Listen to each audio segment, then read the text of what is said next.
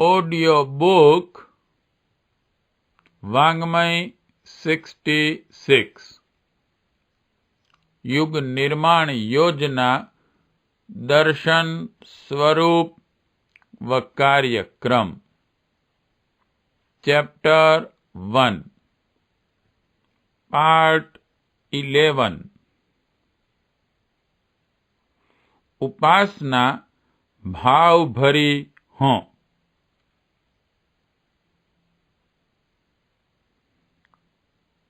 उपासना का अर्थ है पास बैठना। भगवान की उपासना अर्थात भगवान के पास बैठना। यह आत्मा की भूख है जिसे तृप्त किया ही जाना चाहिए। बछड़ा गाय के पास न पहुंचे तो दूध कहाँ से पाए? माँ की छाती से न लिपटे तो शिशु को दुलार कहाँ से मिले? पारस के छुए बिना लोहा सोना कैसे बने? अग्नि की समीपता में आए बिना नगण्य सा खनिज रसायन कैसे बने? ईश्वर के समीप पहुंचे बिना आत्मा की प्यास सदा अतृप्त ही बनी रहती है। हिमालय से जुड़ी न हो तो गंगा का प्रवाह निर्बाध कैसे बहेगा? विद्युत केंद्र से तारों का संबंध हुए बिना बत्ती कहाँ जलती है? वादक की उंगलियों का स्पर्श हुए बिना वीणा के तार कहाँ झन झनाते हैं? ईश्वर उपासना आत्मा की वैसी ही आवश्यकता है जैसी शरीर को प्राण की है। प्राण विहीन शरीर किस काम का? वह आत्मा अनाथ और अपंग ही रहेगी जिस पर परमात्मा का प्रकाश बरसता न हो। चंद्रमा की चांदनी प्रकारांतर में सूर्य ज्योति का ही प्रतिबिंब है। चंद्रमा में अपना निज का प्रकाश नहीं। परमात्मा से रहित आत्मा पशु का आवरण ओढ़े दीनहीन दयनीय दुर्दशाग्रस्त अपंग असहाय की तरह मारा मारा फिरता है। परमात्मा और आत्मा का सामीप्य सानिध्य ही जीवधारी का सौभाग्य है।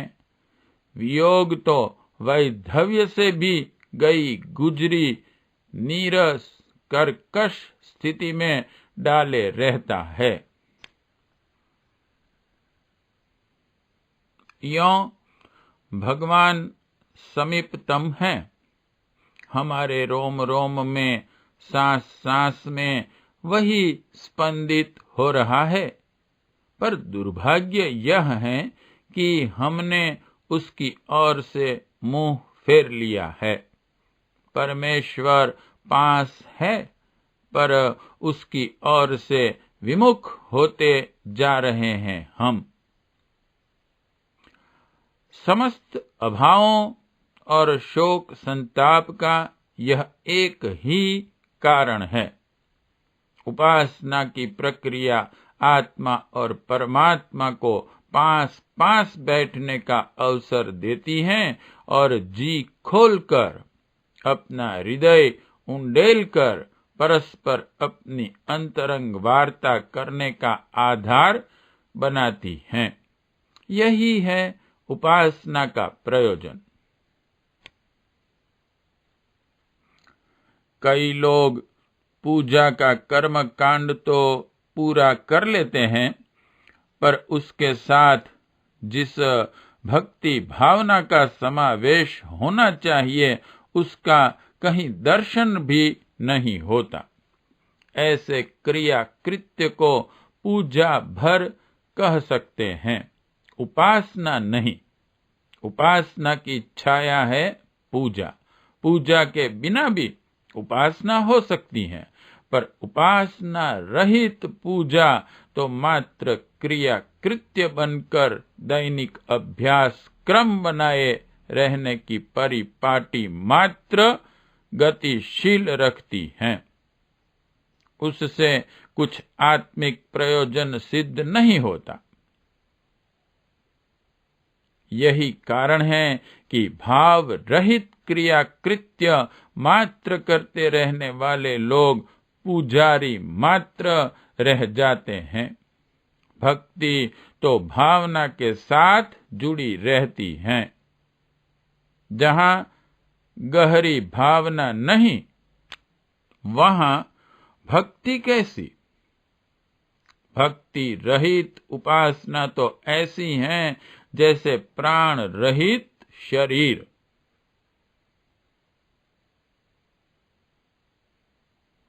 युग निर्माण परिवार के प्रत्येक परिजन को अपने नित्य कर्म में भाव भरी उपासना के लिए अनिवार्य रूप से स्थान रखना चाहिए।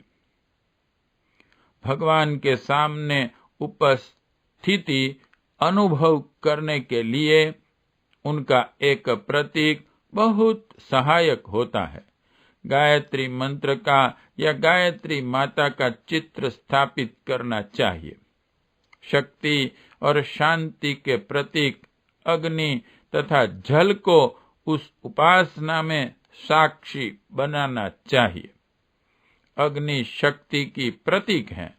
उसे पूजा स्थान में दीपक या धूप बत्ती के रूप में तथा शांति के प्रतीक जल को एक छोटे लोटे में कलश की तरह प्रतिष्ठित करना चाहिए। पूजन के लिए अक्षत, पुष्प, चंदन आदि भी समर्पित करने चाहिए। कलश और धूप दीप पहले से ही उपस्थित हैं। इस प्रकार पंचोपचार पूजन हुआ। यह वस्तुएं भगवान के चित्र प्रतीक के सम्मुख उपस्थित करते हुए कम से कम एक माला गायत्री मंत्र का जप अवश्य करना चाहिए। आत्मशुद्धि के लिए उपासना आरंभ करने से पूर्व पवित्रीकरण, आचमन, प्राणायाम, न्यास और पांचों कृत्य करने चाहिए और शिखा यज्ञोपवीत को जल से स्पर्श करना चाहिए। शरीर शुद्धि के बाद गायत्री मंत्र से भगवान का आह्वान करें। पंचोपचार पूजन पुरुष सूक्त में इस प्रयोजन के लिए दिए हुए 5 मंत्रों से अथवा गायत्री मंत्र से किया जा सकता है।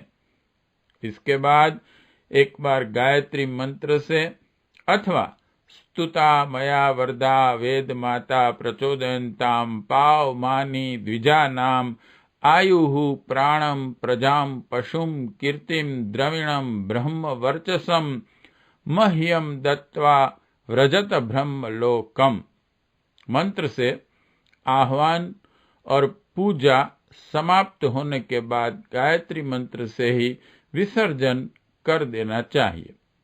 कलश का जल सूर्य के सम्मुख अर्घ्य रूप में चढ़ा देना चाहिए।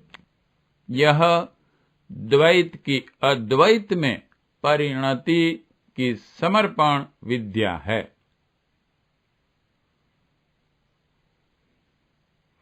उपासना का स्थान, उपयोग में आने वाले उपकरण, अपना शरीर, वस्त्र सभी स्वच्छ रहने चाहिए। वस्तुतः यह भगवान से मिलने की बेला है। उसमें किसी बहुत बड़े महापुरुष के घर में आगमन जैसे उत्साह की अधिकता तथा सतर्कता रहनी चाहिए।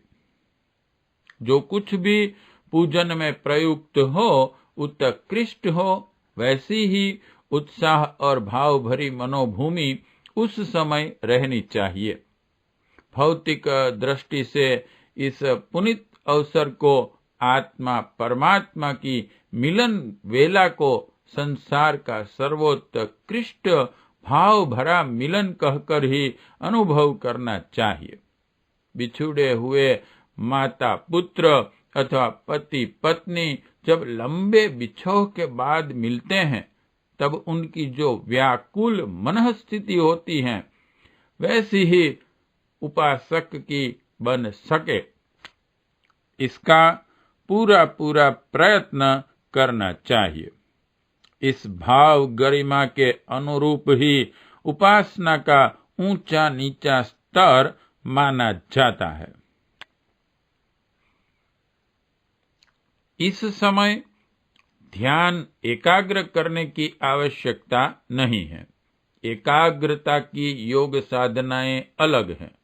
उपासना में तो अपना हृदय खोलकर भगवान के सामने रखना चाहिए और अंतरात्मा में विराजमान होकर वे हमसे क्या कहते हैं इसी वार्तालाप के लिए यह उपयुक्त अवसर है। भगवान द्वारा मनुष्य जीवन प्रदान करने के उद्देश्य और उनके निर्देश आकांक्षाओं को ध्यानपूर्वक सुनना चाहिए। अंतरात्मा में बैठे हुए वे इसी दिशा में निरंतर उद्बोधन करते हैं और मनुष्य जीवन के साथ जुड़े हुए आत्म परिष्कार और लोक मंगल के कर्तव्यों का दृढ़ता पूर्वक पालन करने के लिए वे निर्देश करते हैं। उतना ही उनका संदेश एवं अनुरोध है। यदि हम उसे सुन सकें और तदनुरूप अपने को ढाल सकें तो समझना चाहिए भगवान का प्यार जीत लिया और उन्हें एक प्रकार से अपना बना लिया।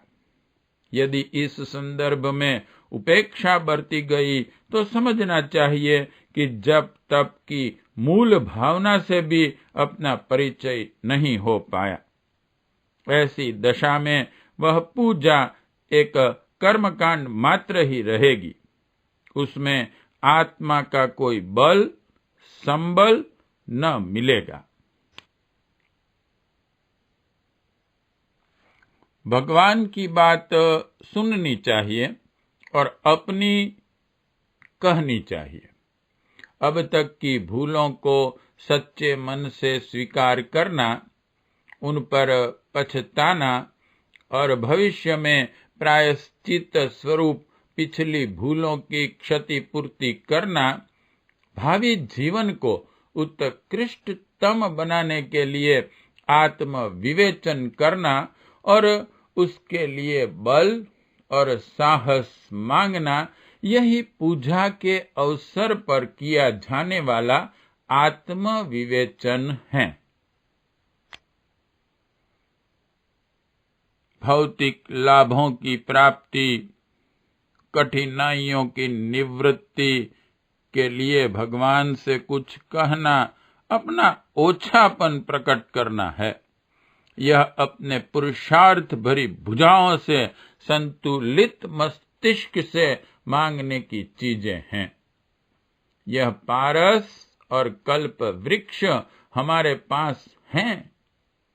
उनकी सहायता से बड़ी कठिनाइयों को पार करना और उन्नति के उच्च शिखर पर चढ़ दौड़ना हर किसी के लिए संभव है। ईश्वर के भौतिक यही दो स्वरूप हैं जो हमारे साथ हर दम मौजूद हैं। सुख सुविधाओं की प्राप्ति और कष्टों की निवृत्ति के लिए शारीरिक पुरुषार्थ परायणता और मानसिक दूरदर्शिता ही रिद्धि सिद्धि बनकर सामने आती हैं। हमें जो कुछ सांसारिक सुख एवं साधन मांगना हो, इन्हीं दोनों से मांगना चाहिए। भुजाएं लक्ष्मी और मस्तिष्क नारायण के रूप में अपने साथ ही मौजूद हैं। उपासना का समय तो आत्मा में परमात्मा का भावनात्मक मिलन है। उसमें भौतिक संदर्भों का प्रवेश नहीं होने देना चाहिए।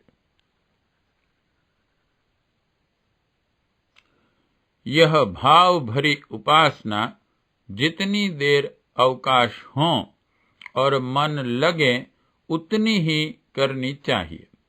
पूजन जप के साथ साथ इन्हीं भावनाओं से अंतःकरण ओतप्रोत रहना चाहिए। उसमें कम से कम आधा घंटा लगना ही चाहिए। एक माला जप पूरा होने पर जितना समय शेष बचे उसे दिव्य मिलन का, आत्मा का परमात्मा के साथ संभाषण का, परस्पर प्रेम भावनाओं के आदान प्रदान का अनुभव करने में लगाना चाहिए। चिंतन और मनन की दैनिक साधना को इसी के साथ जोड़ा जा सके तो और भी उत्तम है, अन्यथा उसके लिए दूसरी सुविधा का समय निकालना चाहिए। उपासना वृक्ष का पोषण, सिंचन, मनन और चिंतन के खाद पानी से होता है। इसलिए उपासना की ही भांति मनन और चिंतन को भी आवश्यक समझना चाहिए। उपासना हमारे अति आवश्यक नित्य कर्म का अंग रहनी चाहिए। इन दोनों के मेल से हमारे जीवन क्रम में दिव्यता का उदय शीघ्र होने लगेगा। पार्ट 11 समाप्त।